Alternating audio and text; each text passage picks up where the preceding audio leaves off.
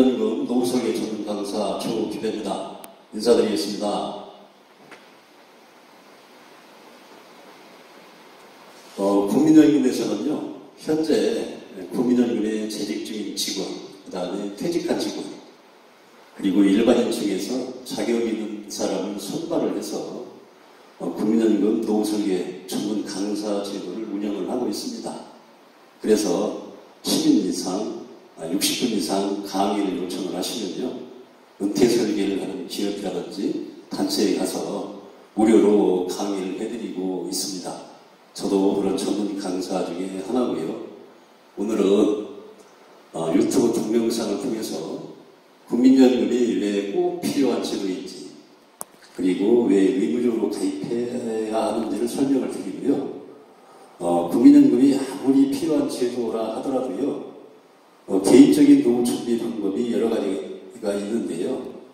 저축이라든지 주택연금, 개인연금 이런 것이 많이 있을 수가 있는데, 그런 수단보다도 비용이나 효과가 적다면 국민연금을 가입해서 활용할 의미가 없게 되겠죠. 그래서 두 번째로 왜 국민연금을 활용해서 노후자금을 준비하는 것이 가장 효율적이고 또 비용이 적게 드는지 설명을 드리도록 하겠습니다. 자, 먼저 PPT를 하나 보시겠습니다.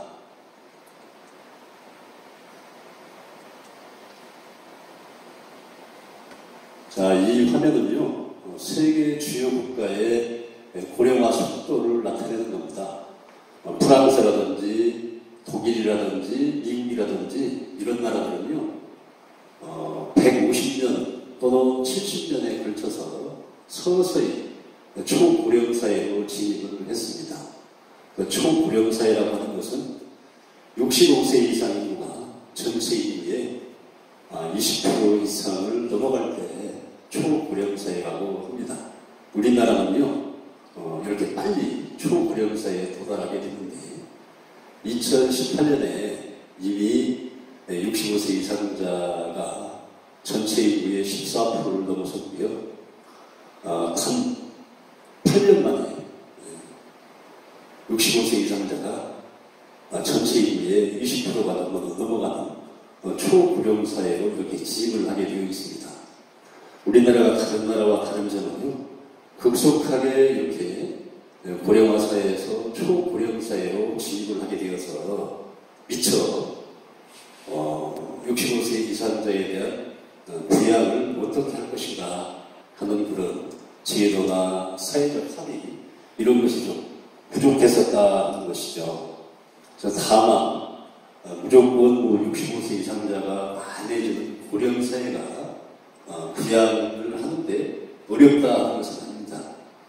반드시 고령화하고 저출산이 맞물려서 실제로 65세 이상자를 부양할 수 있는 젊은 생산 인구가 감소할 때 가장 위험한 거죠. 그래서 우리나라도요, 1962년도만 해도 73년도만 해도요, 평균 수명이 62세였고요. 출산율은 약 4.5명이었습니다.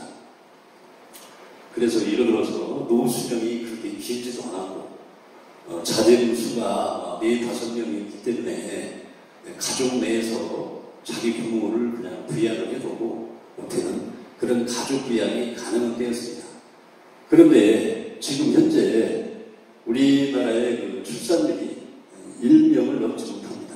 0.92로 조사가 됐고요. 평균 수명은 남녀 모두 이미 80세를 넘었습니다. 그렇기 때문에요, 이렇게 적은 출산율로 노후 부모를 가족에서 부양하기는 사실상 불가능한 시대가 되었죠. 왜 그러냐면 더 젊은 남녀가 결혼을 해서 부부를 이룬다면 자녀 하나는 낳겠죠. 그러면은 자녀하고 양가 부모, 그 다음에 조부모가 생겨내시면 조부모까지 최대 5명 정도를 우리가 두 부부가 부양을 해야 되는데, 재산이 그렇게 많지 않다면 아무리 맞벌이를 한다 하더라도 아마 굉장히 힘들 겁니다. 그래서 이렇게 고령화와 저출산이 맞물리고 수명이 이렇게 장기적으로 늘어나면은 반드시 가족 부양에서 사회 전체적인 구성원이나 국가에서 일부 부양을 책임지는 그런 단계로 넘어가야 되는데요. 이렇게 프랑스라든지 독일이라든지 일본이라든지 미국이라는 나라처럼 우리나라도 바로 1988년도에 국민연금을 도입을 해서 현재 운영 중에 있죠. 그런데 아직까지 이제 가입 기간이 짧고 받는 금액이 이제 아직 가입 기간 때문에 적다 보니까 국민연금에 대해서 아직까지는 뭐 그렇게 크게 각광을 받은 제도다 이렇게는 할 수는 없지만 현재도 말이죠. 20년 이상 가입자의 평균 수급 금액이 100만 원 정도 됩니다. 물론 그분들이 내신 것은 약 7천에서 8천 정도 내죠. 그렇기 때문에 국민연금 제도가 이런 노후 부양하는 데에서 큰 역할을 하고 있다.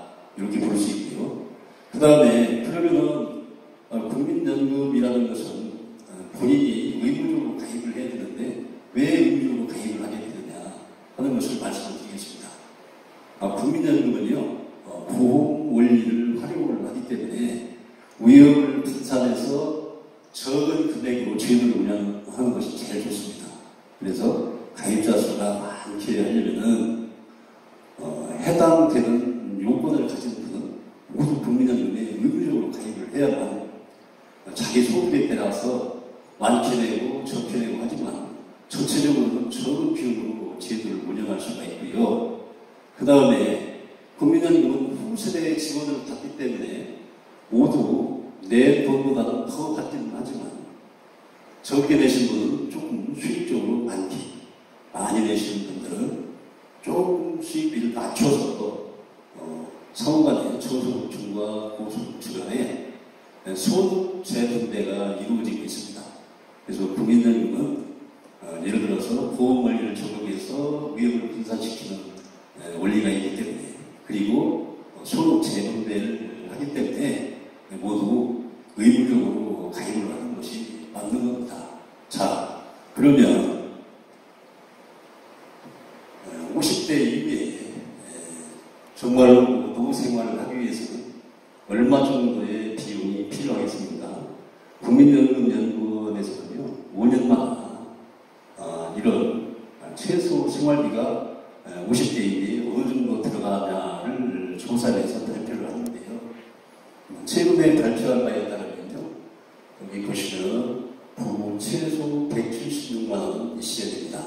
그 다음에 어느 정도 여가까지 있다, 외식일도 하고 산다 그러면은 243만 원 정도는 있어야 되는 걸로 그렇게 발표가 됐죠.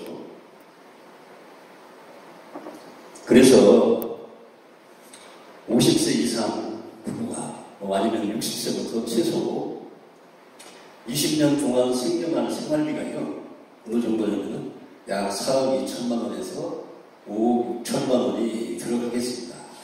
자, 그러면은 이 금액을 이제 어떻게 만들어야 되는지 한번 확인을 하도록 하겠습니다. 현재 2020년도 처음으로 국민연금에 가입을 하시게 되면은 현재 이제 소득 대체율이 약 44%인데요. 소득 대체율이 많이 떨어졌다 하더라도 예를 들어서 약 1억 원 정도 납부하시면은 74만 원 정도는 연금을 받을 수가 있습니다. 그 이전에 이제 이 연금을 가입했던 분들은요, 현재 60대 초반, 50대 후반인데요, 약 7천에서 8천만 원 정도 납부하셨으면 100만 원 정도는 연금을 타실 수 있게 되었거든요. 자, 이거를 기억을 하시고 그 다음에 한번 개인적으로 노후 자금을 한번 마련해 보도록 하죠. 앞서 말씀드린 것과 좀 비교를 해서 들으시면 되겠습니다. 본래 72의 법칙이라는 것이 있는데요. 72를 금리로 나눠주면 원금의 2배가 되는 기간이 바로 72의 법칙이라고 합니다. 그래서 예를 들어서 평균 이자율이 23%다. 그러면 그 시대에는 1억을 저축하면 2억이 될 때까지 한 3년 정도면 된다는 얘기죠. 자, 우리나라에서도 그런 시대가 있었습니다. 1970년대는 금리가 평균 23%였고요. 80년대는 14%였습니다. 90년대는 10%대, 현재는 1%대죠. 그래서 예를 들어서 7, 80년대는요, 우리가 개인적으로 부지런히 적금을 들거나 저축을 하시게 되면은 3년 또는 한 5년 정도면은 원금의 2배 정도를 받을 수 있는 그런 시대가 있었고요. 또 한 가지, 지금 80년대, 70년대에 퇴직한 공무원분들은 잘 아시겠지만 1억 정도만 은행에 넣고 있어도 연 2,300만 원 정도는 이자를 받았으니까요. 그런 퇴직금을 일시적으로 받아서 은행에 넣고 이자를 받아서 생활하시는 분도 상당히 많았습니다. 자, 그런데 지금 어떻습니까? 금리가 1% 시대거나 제로금이라고 하잖아요. 이런 때는요, 사실상 저축을 해놓고 그 이자를 받아서 생활한다든지 아니면 저축으로 우리가 노후의 목숨을 만들기는 굉장히 힘들어졌습니다. 자, 그것이 바로 국민연금의 유리한 점이고요. 또 유사히 적시연금이라는 것이 있는데요. 1억 정도를 예측을 하면은 딱 20년간 받는다고 할 때 월 50만 원 정도를 준다고 합니다. 자, 생각나는 게 있죠. 아까 국민연금 1억, 최근에 가입되는 70만 원, 적시연금 1억, 50만 원. 좀 비교가 되시죠? 저는 이런 적시연금이라든지 저축이라는 것이 이런 것을 틀지 말라는 얘기가 아닙니다. 이것을 활용을 하되 국민연금을 기본으로 하셔야 된다는 말씀이시고요. 자, 우리가 이제 주택연금을 한번 보시겠는데요. 최근 발표한 바에 따르면은 부부 중에 한 분이 55세 이상이고 주택가격이 9억이 이하되는 주택연금을 가입을 할 수가 있겠습니다. 자, 2020년 2월 기준으로 해서 어느 정도를 주나 제가 조사를 해봤더니요. 주택가격이 2억일 때 42만 원 정도 주고요. 주택가격이 3억이면 68만 원 정도 줍니다. 그 다음에 4억인 경우에 83만 원. 자, 여기서 우리 또 생각나는 거 있죠? 자, 1억이면 74만 원 정도를 준다. 그러면은 실제로 1억이면 한 3억 5천만 원 정도의 가치를 국민연금 납부액이 가지고 있는 것이다. 이렇게 이해하시면 되겠습니다. 그래서요, 현재 연금을 타서 생활하시는 분들이 428만 명 정도가 되는데요. 그 중에 354만 명이 노령연금입니다. 그리고 2017년 4월 말 가입기간 20년 이상인 분들의 평균 수급액이 약 100만 원 정도 됐는데 그분들은 그래서 2020년에 가입한 것보다 훨씬 적은 돈으로 이렇게 받는 겁니다. 제가 아까 말씀드린 것처럼 약 7천에서 8천만 원 정도가 된다고 말씀을 드렸죠.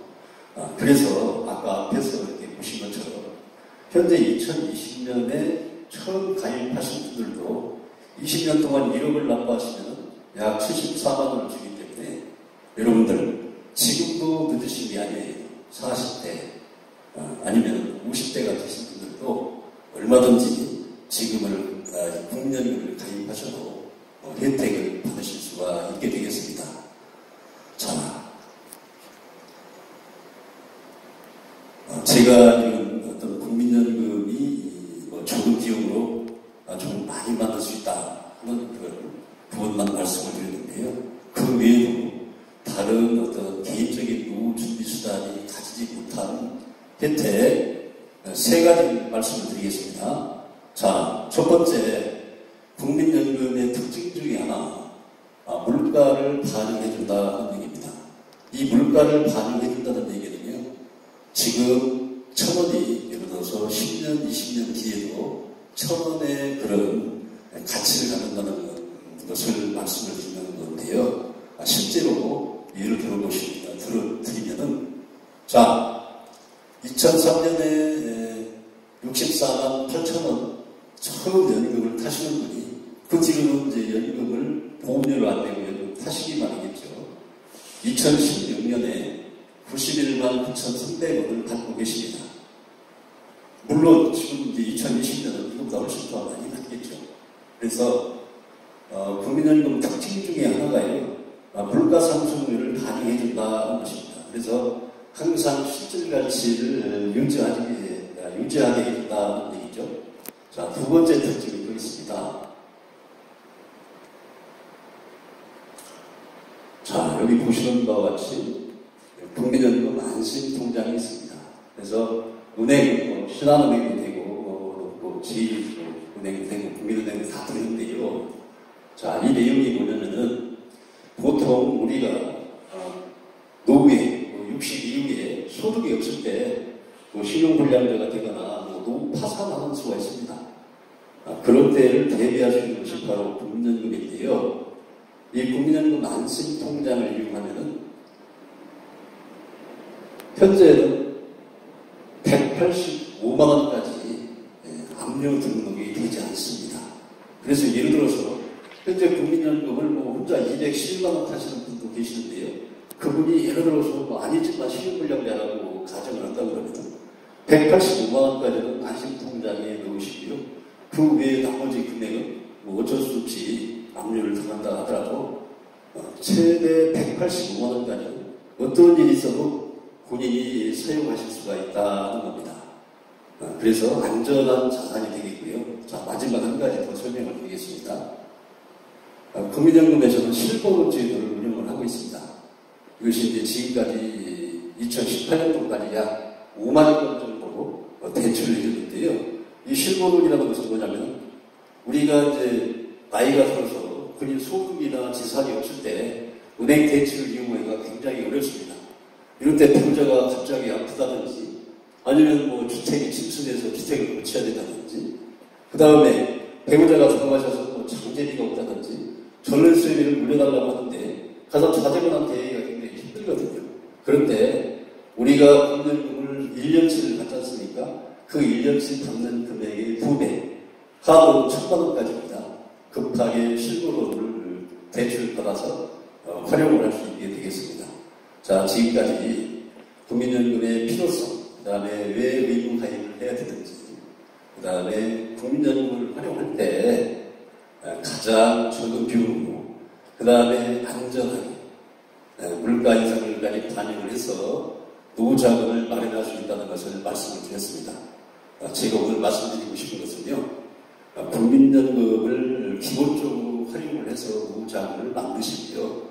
그 다음에 개인적으로 만드는 그런 노후자금은 보충적으로 활용을 하셔서 전체적으로 적은 비용으로 노후자금을 마련하는 것이 가장 현명한 겁니다. 그것을 말씀드리겠습니다.